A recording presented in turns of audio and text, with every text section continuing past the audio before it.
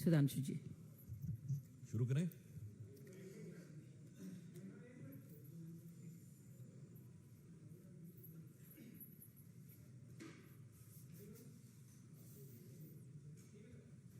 शुरू करें। मित्रों, दिल्ली में आम आदमी पार्टी के अंदर का घटनाक्रम, जो उनकी पार्टी के ही अंदर का नहीं, मुख्यमंत्री आवास के अंदर के घटनाक्रम ने उनके अंदर की असलियत को इस सीमा तक उजागर किया है कि आज उस घटना के 8 दिन बाद भी कई सवाल दिल्ली वालों के मन में बहुत गहराई से खड़े हुए हैं। जिस प्रकार की बातें आम आदमी पार्टी स्वाति मालीवाल जी के मुद्दे पे कर रही है, तो मैं उनसे सिर्फ 3-4 सवाल पूछना चाहता हूं कि केजरीवाल जी, आप तो वही नेता है ना जो कहते थे कि मैं तो 3 कमरे घर में रहूंगा और मेरा घर 24 घंटे खुला रहेगा, कोई कभी भी आके मिल सकता है, हम तो आम आदमी की पार्टी हैं, यही वक्तव्य था ना।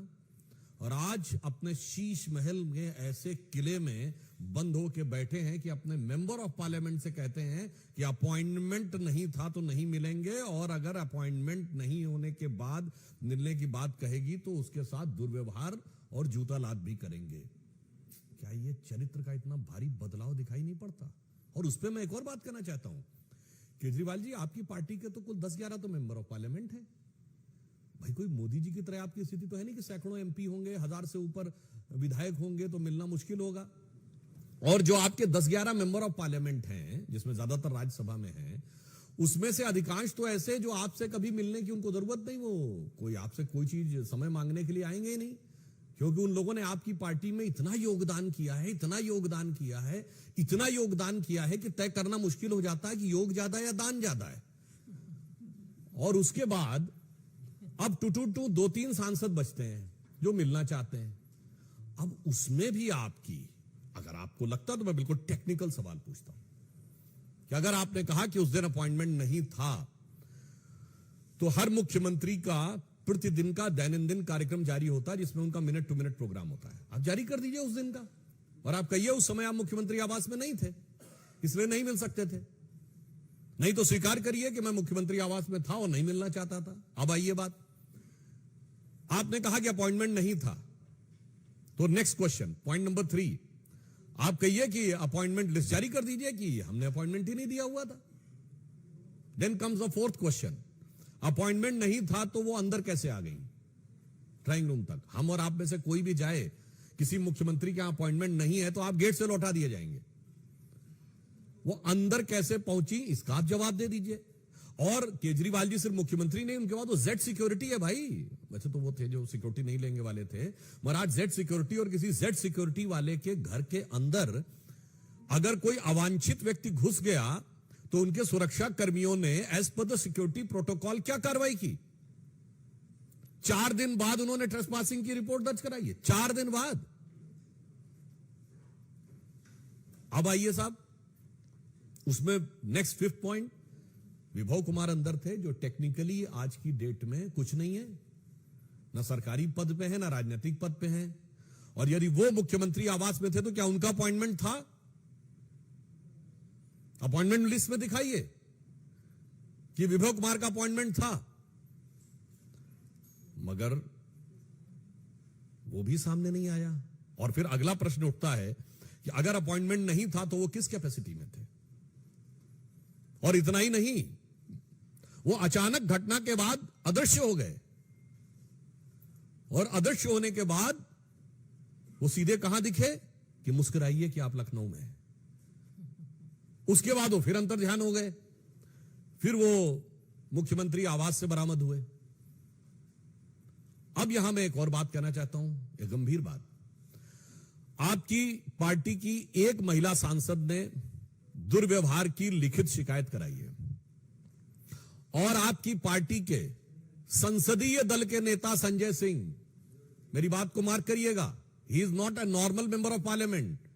राज्यसभा में आम आदमी पार्टी संसदीय दल के नेता हैं संजय सिंह, जिन्होंने आम आदमी पार्टी की ऑफिशियल प्रेस कॉन्फ्रेंस में कहा कि दुर्व्यवहार हुआ है। तो मैं टेक्निकली एक और बात कहूं कि टेक्निकली वो केजरीवाल जी के समकक्ष हैं, क्योंकि वो संसदीय दल के नेता हैं। केजरीवाल जी राष्ट्रीय संयोजक हैं और विधायी दृष्टि से देखा जाए तो वो विधायक दल के नेता हैं दिल्ली में।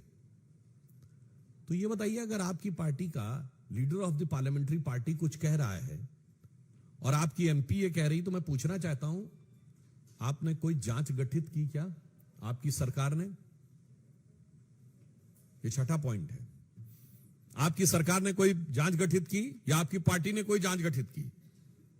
और अगर जांच गठित नहीं की तो किस आधार पर आप निष्कर्ष निकाले ले रहे हैं? अब मैं यह भी बताना चाहता हूं कि जो कुछ हुआ है वो एक दृष्टि से और महत्वपूर्ण है। आप सब लोगों ने कई बार सुना होगा, किसी राज्य में जिस दल की सरकार हो तो दूसरे दल के सांसद के साथ कई बार दुर्व्यवहार होने की घटनाएं आई हैं प्रकाश में। पर यह भारत के इतिहास का एक अद्भुत उदाहरण है, एक विचित्र उदाहरण है, जहां जिस दल की सरकार है जिस राज्य में, उसी दल के मेंबर ऑफ पार्लियामेंट के साथ दुर्व्यवहार नहीं हुआ है, फिजिकल मैन हैंडलिंग हुई है। कहां पर हुआ है? सीएम हाउस में। मुझे लगता है आप सब लोग पत्रकार हैं, शोध करके बताइएगा ऐसा कोई उदाहरण भारत की राजनीति में उपलब्ध है? हां, मिलता जुलता उदाहरण मुझे याद आता है, क्योंकि विभव कुमार जी उसके बाद लखनऊ में ही मिले थे। लखनऊ में घटना हुई थी 1995 में, जिसे आप सब स्टेट गेस्ट हाउस कांड कहते हैं। मायावती जी के साथ ऐसा ही हुआ था और ये उनका शब्द था, मायावती जी का, मेरा शब्द नहीं है, कोट अनकोट बोल रहा हूं कि समाजवादी पार्टी के गुंडे मेरी जान लेना चाहते थे, अनकोट। और उनके साथ हाथापाई हुई थी, दुर्व्यवहार हुआ था, जिसे हम सब स्टेट गेस्ट हाउस कांड के रूप में जानते हैं। मगर ये तो नई राजनीति वालों ने एक नया ही अध्याय लिख दिया कि सीएम हाउस के अंदर, अरे भाई वहां तो मुलायम सिंह जी की पार्टी के लोग कर रहे थे, यहां तो इन्हीं की पार्टी के लोगों ने अपनी महिला सांसद के साथ कर दिया। तो मैं कहना चाहता हूं, अगर वो स्टेट गेस्ट हाउस कांड था तो ये सीएम हाउस कांड है। वो लखनऊ के स्टेट गेस्ट हाउस कांड से ज्यादा भयानक सवाल खड़े करने वाला ये दिल्ली का सीएम हाउस कांड है। अब यहां हम एक और बात भी कहना चाहते हैं, ये हम लोगों की पार्टी के बारे में बड़ा ज्ञान देते हैं केजरीवाल जी, मुझे पता है ये होने वाला है, ये तो उसके साथ ये चल रहा है। फिर वो बताते हैं नहीं नहीं, मुझे तो ये भी पता है कि मोदी जी से मिलकर लोग आए थे और मुझे खुद उसने बताया कि मोदी जी ऐसा कह रहे थे। फिर ये भी बताते हैं मुझे सीबीआई वालों ने अंदरूनी सोर्स से बताया है कि ऐसा होने जा रहा है। फिर ये भी बताते हैं कि ईडी वालों ने बताया है। मतलब दुनिया भर का ज्ञान रखते हैं।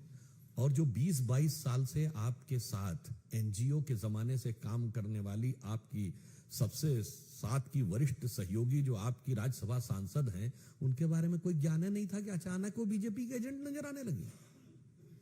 बताइए ना भाई, आप हमारी पार्टी के नेताओं के बीच की जानकारी बड़े विश्वास के साथ बोलते हैं, अफसरों ने मुझे यह बताया है, मैं फला तारीख को गिरफ्तार होने वाला हूं, और अपना कुछ पता ही नहीं। इसे कहते हैं खुद मियां फजीहत और दूसरे को नसीहत। पर यहां बात उससे गंभीर है। किसी महिला सांसद के साथ इस प्रकार का दुर्व्यवहार जो आपकी पार्टी के द्वारा स्वीकार किया जा चुका है, उसके बाद बजाय उसका निदान करने के पूरी की पूरी पार्टी उसका चरित्र हनन करने में लगी हुई है। तो हम पूछना चाहते हैं आम आदमी पार्टी से कि आपकी ऐसी कौन सी मजबूरी है? आप आरोप लगा रहे हैं। देखिए साहब, सांसद आपका, पार्टी आपकी, घर आपका, मुख्यमंत्री आपका, पूर्व पीए आपका, लड़ाई हुई आपके दोनों लोगों के बीच में, और इस आपका पाप भी आपका और आरोप हम पे। भाई आपकी तो वो सिर्फ तेरा तुझको अर्पण क्या लागे मेरा, इसमें हमारा क्या था? सब कुछ तो आप ही का था। इसलिए मैं एक और गंभीर प्रश्न पूछना चाहता हूं। आम आदमी पार्टी जो कि भ्रष्टाचार में आकंठ डूबकर एक नया कीर्तिमान बना चुकी है, उसके अनेक नेता जेल में जा चुके हैं। मनीष सिसोदिया जी जेल गए, संजय सिंह जी जेल गए, सत्येंद्र जैन जी जेल गए। परंतु आपने कभी केजरीवाल जी को उतना विचलित और उद्वेलित नहीं देखा कि वो सड़क पे निकलकर प्रदर्शन करने लगे जितना विभव कुमार की गिरफ्तारी की बात करने लगे, जबकि वो टेक्निकली पार्टी में कुछ भी नहीं आज की डेट में। ये राज क्या है, दिल्ली की जनता जानना चाहती है और देश की जनता जानना चाहती है कि मनीष सिसोदिया जो आपके मुख्य उप मुख्यमंत्री थे, सत्येंद्र जैन आपके मंत्री थे, संजय सिंह राज्यसभा में नेता संसदीय दल थे, उनकी गिरफ्तारी पे आप सड़क पे नहीं उतरे, भाजपा मुख्यालय की घेराव करने नहीं आए, और विभव कुमार की गिरफ्तारी से आपकी बेचैनी इस कदर नजर आ रही है कि वो साफ समझ में आता था। वो लखनऊ की प्रेस कॉन्फ्रेंस याद करिए, जब सवाल पूछा गया तो उनके चेहरे की जो भाव भंगिमा थी उस सवाल के ऊपर, वो साफ नहीं बता रही थी कि लाख छुपाओ छुप न सकेगा, राज हो कितना गहरा, और दिल की बात बता देता है असली नकली चेहरा। और उसके बाद उन्होंने जैसे वो खिसकाया था उस तरफ अखिलेश जी की तरफ माइक, तो हम लोगों को बचपन के दिनों की बात याद आई कि बैट्समैन आगे बढ़ा और उसके देखा गेंद बहुत खतरनाक ऑफ स्टंप के बाहर, तो अपने कदम वापस खींच लिया और जाने दिया विकेट कीपर के ग्लव्स में, वैसे ही जाने दिया सवाल उन्होंने। और उससे बड़ी बात है कि महिला सांसद के साथ यह हो रहा है और पत्रकारों के साथ दुर्व्यवहार हो रहा है। एक न्यूज चैनल की महिला पत्रकार के साथ हाथापाई, दुर्व्यवहार, और यह कहते हैं कि यह लोकतंत्र इनके आने से बचेगा। ये एकमात्र पॉलिटिकल पार्टी है जिसके ऊपर यह आरोप लगा कि चीफ सेक्रेटरी को अपने घर में बुलाकर मारपीट की। चीफ सेक्रेटरी ने लिखित एफआईआर दर्ज कराई। कोई दूसरा उदाहरण भारत की राजनीति में नहीं होगा। तीसरा मैं याद दिलाना चाहता हूं, बहुत से लोग भूल गए होंगे, 2024 का चुनाव चल रहा है। 2014 के चुनाव के समय आम आदमी पार्टी की टॉप कमेटी ने, जो इनकी शीर्ष एग्जीक्यूटिव कमेटी थी, उनके लोगों ने भाजपा कार्यालय पे अशोक रोड पे हमला बोला था, लाठी डंडे लेकर पथराव किए थे। ये स्वभावतः उत्पात और बवाल करने वाले लोग हैं। केजरीवाल जी ने मुख्यमंत्री होने से पहले, याद करिए, बिजली के वायर काटे थे। 26 जनवरी से एक दिन पहले पूर्व संध्या पे इन्होंने धरना प्रदर्शन किया था। मैंने सिर्फ याद दिलाया, ये इनकी प्रवृत्ति है, ये इनकी ये प्रवृत्ति है। तो फिर अंत में हम ये सवाल पूछना चाहते हैं कि बड़े बड़े नेताओं की गिरफ्तारी पे वो तेवर नहीं दिखा जो घबराहट और तेवर विभव कुमार की गिरफ्तारी पे दिखा है। कहीं ऐसा तो नहीं कि विभव को जब भी देखते होंगे केजरीवाल जी, तो देख के उनके दिल में आता ये होगा कि मानो विभव उनसे कह रहा हो, बैठा हूं दिल में इतने राज छुपाए, जरा सा होंठ हिले तो तुम्हारा दिल डगमगाए। और ऐसा तो नहीं कि विभव में ही उनकी पार्टी के पराभव के बहुत सी संभावनाएं निहित हो, इस कारण से वो ऐसा कर रहे हैं। तो इसलिए हमारे केजरीवाल जी से 8 टेक्निकल सवाल हैं कि आप उन सारे टेक्निकल सवालों का जवाब दे दीजिए, अपॉइंटमेंट और इन सारी चीजों पे। उसके बाद एक पॉलिटिकल सवाल है कि आपके 2 एमपीज, जिसमें आपके leader of the parliamentary party भी हैं, उन्होंने दुर्व्यवहार कबूल किया है, तो आपने कोई राजनीतिक या कोई प्रशासनिक जांच क्यों नहीं बैठा ली है। और तीसरा अंतिम एक मॉरल सवाल है कि बड़े बड़े नेताओं की गिरफ्तारी पर आपने वो प्रतिक्रिया नहीं व्यक्त की जो विभव कुमार की गिरफ्तारी में की। इस राज का रहस्योद्घाटन कर दीजिए। धन्यवाद। साथियों, सर्जिकल स्ट्राइक्स पर सवालिया निशान उठाने वाले, दुनिया भर की बातों पर अपना ज्ञान देने वाले केजरीवाल जी अभी तक, सोचिए 8वां दिन है, स्वाति मालीवाल के मामले पर बिल्कुल खामोश हैं। स्वाति मालीवाल उन 10 राज्यसभा के सांसदों में से सबसे पुरानी है। लोकसभा में तो 0 सीटें हैं, सब तो राज्यसभा से उनके सांसद हैं। उन सब में आप देखेंगे 10 में 20 साल से उनके साथ वो काम कर रही हैं। और अब हम लोग को बताया जा रहा है कि दरअसल वो भाजपा की एजेंट रही हैं। आपने देखा किस तरह से सीसीटीवी का जो डीवीआर दिया जाता है पूरी तरह से ब्लैंक होता है। आप ये भी देखिए, जब ये वाकया होता है 13 मई को, 14 मई को विभव अपने फोन का फॉर्मेट कर लेते हैं। अब वो जांच पड़ताल चल रही है। आखिर ऐसी क्या मजबूरी थी कि 2 वीडियो के बीच का जो अंतराल है उसकी फुटेज नदारत है। पहले वीडियो से पहले क्या कुछ हुआ इस शीश महल में, उसकी वीडियो भी गायब है। अब जरा सोचिए किस तरह से एक महिला को बदनाम करने की कोशिश की जा रही है। यानी कि सबसे पुरानी इनकी साथी जो इनके साथ एनजीओ के पीसीआरएफ और कबीर परिवर्तन के एनजीओ के दिनों से इनके साथ काम कर रही थी, सुंदर नगरी में झुग्गी झोपड़ी का में जो काम कर रहे थे आरटीआई कैंपेन में, वो महिला अब उनको लगता है राजनीति से प्रेरित है और भाजपा उनको इस पूरे मामले को प्रायोजित कर रही है। साथियों, स्वाति मालीवाल के बारे में अब कुछ इल्ज़ाम भी लगाए जा रहे हैं। कहा जा रहा है कोई करप्शन का मामला है। मैंने इसकी जांच पड़ताल की। ये जो मामला है 2016 का है और उसके बाद 2 बार एलजी साहब ने भी और सीएम साहब ने भी, खैर उनको तो सुल्तान साहब कहना चाहिए, शहंशाह साहब, उनसे मिलने तो उनके करीबी भी नहीं जा सकते, उनकी सबसे पुरानी साथी भी नहीं जा सकती। खैर वो अलग बात है। अब सोचिए कि 2 बार उन्होंने महिला आयोग का अध्यक्ष नियुक्त किया। अब कहा जा रहा है कि वो पुराना मामला है। यही नहीं, सुनने में आ रहा है कि उनके रिश्तेदारों के गाड़ी के नंबर ट्वीट किए जा रहे हैं और उनके खिलाफ पूरी कार्रवाई, जो उनके गुर्गे हैं, जो उनके भक्त हैं, वो बाकायदा स्वाति को बदनाम करने के लिए उनके रिश्तेदारों को भी धमका रहे हैं। ऐसा क्या है केजरीवाल जी कि आप कुछ भी नहीं बोल पा रहे? बहुत ही अफसोस की बात है। इससे पहले आप लोग जानते हैं 2015 में योगेंद्र यादव जी के साथ, प्रशांत भूषण जी के साथ नेशनल एग्जीक्यूटिव मीटिंग में किस तरह से मारपीट हुई, आप लोग ने देखा और उसका वीडियो भी मैंने पहले आपके समक्ष रखा है। आप देखिए अंशु प्रकाश के साथ ऐसी हाथापाई हुई। उस वक्त भी सीसीटीवी नजारत थे।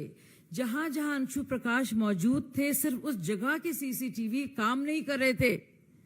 उस पर भी अरविंद केजरीवाल ने कहा कि मार पिटाई कैसे हो सकती है, ये झूठ बोल रहे हैं, भाजपा के एजेंट हैं। लेकिन 2 लोग इसको लेकर जेल गए, चार्जशीट हुए, एमएलए अमानतुल्लाह खान और एमएलए प्रकाश जारवाल। तो साथियों, आप देखिए अपनी ही महिला साथी जो सबसे पुरानी रही हैं, आतिशी से भी, सौरभ से भी, संजय सिंह से भी, और जो भी लोग अभी आपको दिख रहे हैं, उन सबसे पुरानी साथी को किस तरह से और परेशान करने की कोशिश की जा रही है। जो दुर्व्यवहार हुआ है उनके साथ, उसका जिक्र नहीं है कहीं पे भी। वाकई में बहुत ही अफसोस की बात है। आप अपने सवाल पूछिए।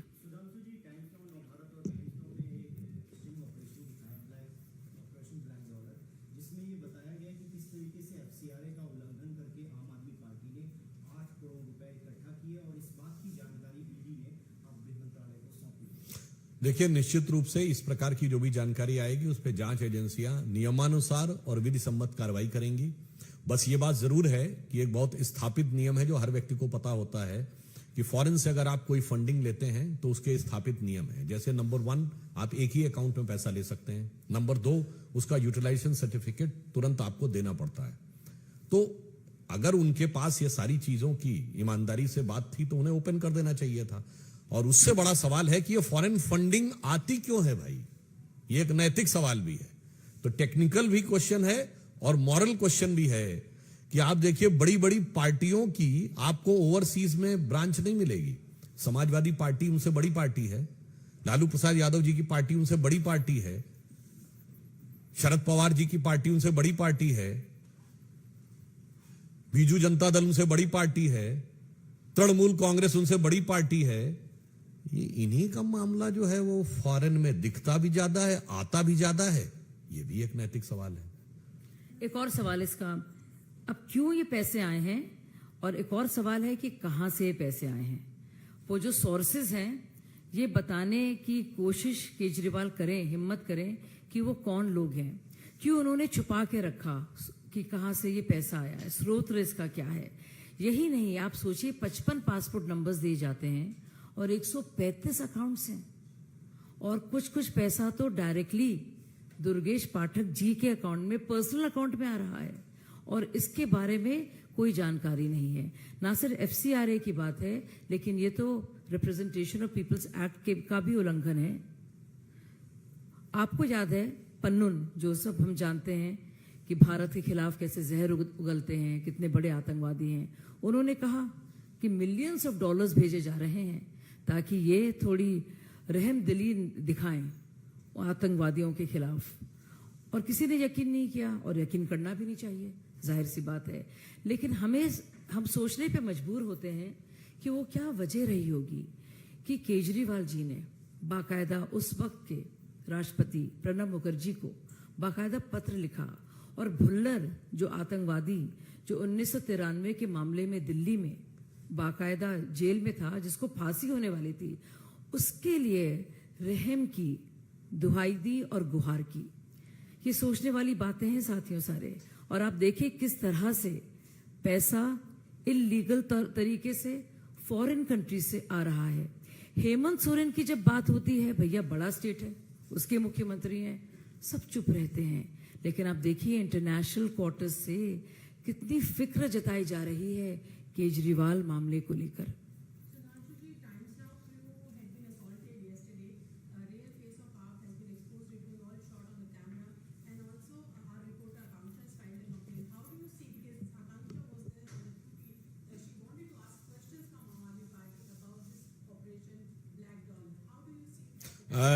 This is a typical characteristic of Aam Aadmi Party. In the case of Times Now, if you remember previously when the story was done on the Sheesh Mahal, one of the reporter was arrested and harassed by Punjab police.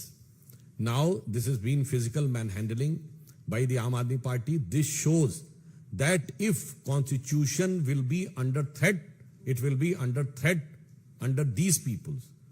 और मैं ये भी याद दिला देना चाहता हूं, बहुत से लोग भूल गए होंगे, आप लोगों को याद है इससे पहले एक ऐसा भी दौर आया जब ओवी वैन्स तोड़ दी गई थी एक एजिटेशन में। न याद हो तो 2012 मुंबई का आजाद मैदान याद है ना, अमर जवान ज्योति भी तोड़ी गई थी और वो भी तोड़ दे। उसके बाद सब चुप रहे थे। वो सेकुलर सुई पटक सन्नाटा था उस आंदोलन के ऊपर। वही लोग जो आज दहाड़ दहाड़ के चिंगाड़ चिंगाड़ के कहते हैं कि प्रेस की स्वतंत्रता के ऊपर हमला हो रहा है। फिजिकल हमला अगर हुआ है तो 2012 में, फिजिकल हमला हुआ है तो 1994 में जब यूपी के 2 अखबारों के कार्यालय पे, चूंकि मुलायम सिंह जी की सरकार थी, सपा की सरकार के खिलाफ खबर छपी थी, तहस नहस कर दिया गया था अखबार के कार्यालयों को। तो इनकी कैरेक्टरिस्टिक है। 2 और सवाल। अच्छा, विकास पूछना चाह रहे थे। विकास पहले आप पूछ लीजिए।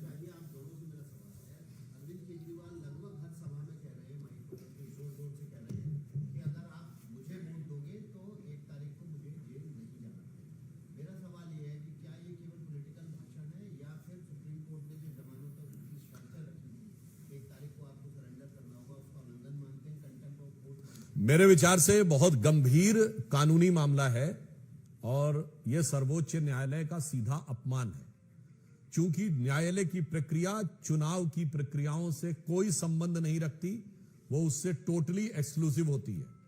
चुनाव परिणाम के साथ न्यायालय के निर्णय को जोड़ना सर्वोच्च न्यायालय की सीधी अवमानना है। मुझे लगता है न्यायालय इस विषय पे विवेक के अनुसार संज्ञान लेगा। कुछ दिनों की मोहलत दी गई है, 2 तारीख को उनकी जेल वापसी है और वेंटिलेटर की तरह भी वो हैं और उनको वापस जाना है। रविंद्र जी, नहीं रविंद्र जी ठीक है, उसके बाद पहले रविंद्र जी, फिर आपका आखिरी सवाल।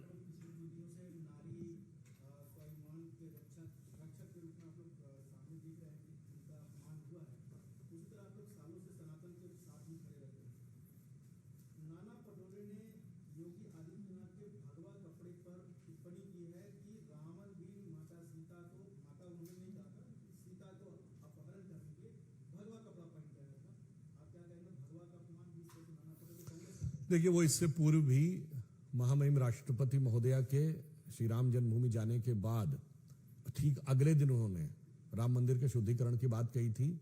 और जो नाना पटोले जी ने कहने का प्रयास किया है, ये बिल्कुल सच है कि माता सीता का जब हरण करने गया था, साधु के वेश में गया था। ये लोग जो आचरण करके आते हैं ना, ये जो बगुला भगत बन के आते हैं और फिर बाद में कार्य सेवकों के हत्यारों का समर्थन करते हैं। मतलब मैं नाना पटोले जी को बता देना चाहता हूं, जानते क्या होता है कि राहुल गांधी जी जाते थे और पूजा करके निकल के और जनेऊ दिखाई जाती थी उनकी पार्टी प्रेस कॉन्फ्रेंस में, और जाति और गोत्र भी बताया जाता था। फिर उनकी पार्टी के जो सांसद थे वो वकील का चोला ओढ़कर बाबरी मस्जिद के पक्ष में जाकर खड़े होते थे। तो असली चेहरा क्या था और नकली चेहरा क्या था वो सामने है। तो ये तथा कथित रावणी वृत्ति उन्होंने बोला, इसलिए मैं बोल रहा हूं, ये किसमें दिखाई पड़ रही है, ये देश की प्रबुद्ध जनता भली भांति समझती है। आखिरी सवाल।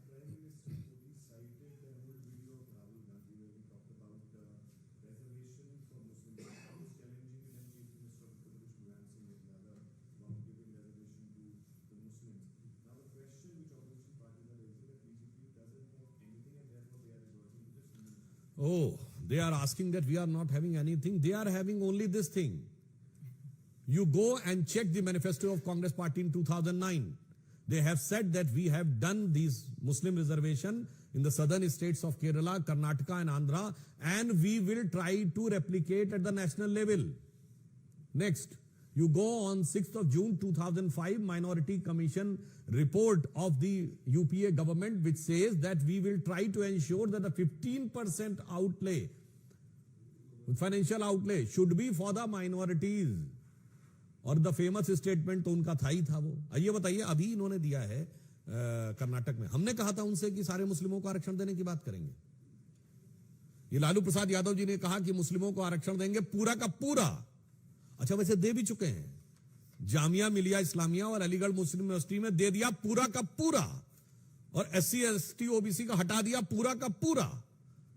तो ऐसा तो नहीं है कि जो वो कह रहे हैं वो हम कर नहीं रहे। और राहुल गांधी जी ने किया। राहुल गांधी जी के सामने तो समस्या ये है कि भाई उनके जो साथी, सहयोगी, सलाहकार, अंकल, उनको जो कुछ भी समझाते हैं वो ध्यान ही नहीं रहता कि पिछली बार वो क्या बोले थे।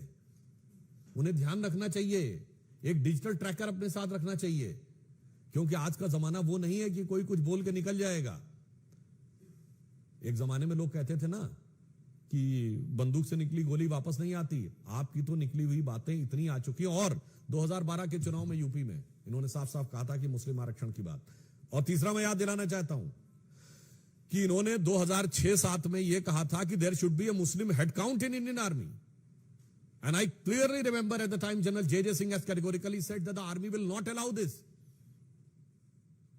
तब इन्होंने अपने स्टेटमेंट्स वापस लिए थे। तो ये इनकी कैरेक्टरिस्टिक है, क्योंकि इनको देश में मजहबी विभाजन करके ही राजनीति करनी है।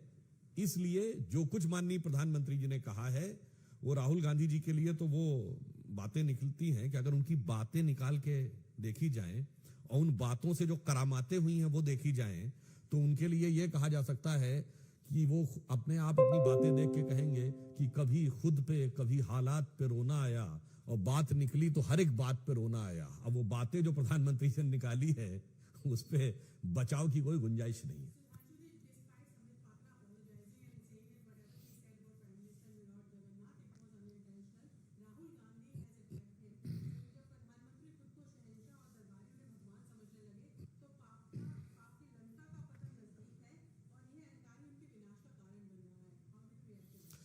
एक्चुअली प्रॉब्लम अहंकार की सबसे ज्यादा कांग्रेस पार्टी के अंदर है। यहां तो बड़ी मजेदार बात यह है कि उस विषय के ऊपर तो खैर स्पष्टीकरण दिया जा चुका है समिति जी के द्वारा, और किसी भी चीज में शब्द और भाव क्या होते हैं सबको पता है। भारतीय संस्कृति, हिंदू धर्म और सनातन धर्म के प्रति जो मन में भाव है भारतीय जनता पार्टी को पता। मैं राहुल गांधी से पूछना चाहता हूं, इरेडिकेशन ऑफ सनातन धर्म के लिए माफी मांगी है? बोलिए। शंकराचार्य को सांध्य अर्चना करते हुए दीपावली से एक दिन पहले गिरफ्तार करने के लिए माफी मांगी है? भगवान राम को काल्पनिक कहने के लिए माफी मांगी है? कार सेवकों के हत्यारों का समर्थन करने के लिए माफी मांगी है? डिसमेंटलिंग ग्लोबल हिंदुत्व जैसी कॉन्फ्रेंसेस के लिए माफी मांगी है? और माफी तो छोड़िए, मैं पुनः यह कहना चाह रहा हूं, आपने तो राम मंदिर की प्राण प्रतिष्ठा के आमंत्रण पर लिख के दिया कि हम नहीं आएंगे। भाई, आपको कोई अपने बेटे बेटी की शादी में बुलाता है, आप जाएं नहीं जाएं, आप अगर लिख के दें कि मैं आपकी बेटी की शादी में नहीं आऊंगा, इसका क्या मतलब होता है? और मैं पुनः कहना चाहता हूं, राहुल गांधी जी सुनिए कान खोल के, बाबर की कब्र पे आपकी 3 पीढ़ियों ने जाके सजदा किया है, उसके लिए माफी मांगी है? 1959 जवाहरलाल नेहरू, 1968 इंदिरा गांधी, 2005 मनमोहन सिंह के साथ राहुल गांधी। और इतना ही नहीं, इंदिरा जी ने 1968 में जब उस पे जाके सजदा किया तो नटवर सिंह, जो इनके बहुत खास रहे, पद्म भूषण प्राप्त हैं, विदेश मंत्री रहे हैं, उन्होंने अपनी किताब one life is not enough में लिखा है कि मैं इंदिरा जी से चंद फीट की दूरी पे था। And Indira ji bowed her head down, and as if the centuries have come and blurred together, and paying respect to Babar was experience, rare experience, and with Indira ji it was rare of the rarest experience. जिन्होंने बाबर की कब्र पे 3-3 पीढ़ियों में जाकर सजदे किए और भगवान राम को काल्पनिक कहा, वो आके हमसे बात करते हैं। वो जो आपने सवाल किया था ना, वो रावण आता है आवरण ओढ़ के, तो वो पूरी तरीके से आवरण दिख जाता है कि कौन किस चीज का आवरण ओढ़ के आया है और किसके दिल में क्या है।